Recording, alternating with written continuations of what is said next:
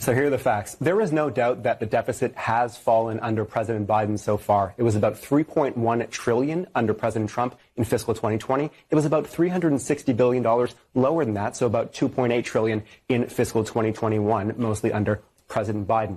But even with that $360 billion decline, Brianna, experts I spoke to still scoffed at the idea that President Biden is personally responsible for having reduced the deficit. In fact, one advocate of deficit reduction, Mark Goldwine of the Committee for Responsible Federal Budget, told me that this claim is almost bizarro world, a reversal of reality. Why? Well, because the deficit was expected to fall by more than $360 billion at the time President Biden took office. In fact, at the time, the nonpartisan Congressional Budget Office had projected that the deficit would fall by more than $870 billion in 2021 if President Biden did not implement new policy. Then President Biden came in and, like most presidents, Brianna, did new policy. There's a $1.9 trillion pandemic relief bill. There was a big bipartisan infrastructure bill. There was an expansion of food stamp benefits. Whatever you think of all those policies, they all cost money. So there ended up being less deficit reduction than expected. Now, President Biden likes to cite a certain economic research firm called Moody's Analytics. Here's what a senior director at Moody's, Dan White, told me last week. He said, the actions of the administration and Congress have undoubtedly resulted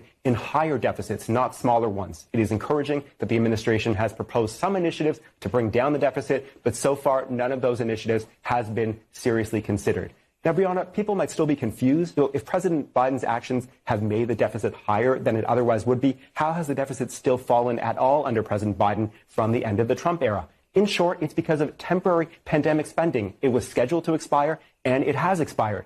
Basically, there was an explosion of short-term spending in Trump's last year because of pandemic relief programs, and tax revenue collapsed because the economy crashed. The deficit hit a record $3.1 trillion. That was more than triple what it was the year prior. But because a lot of that 2020 spending was short-term, the deficit was almost certainly going to fall in the coming years, no matter who was president. And so, again, it did end up falling in 2021. But, again, it was by less than expected.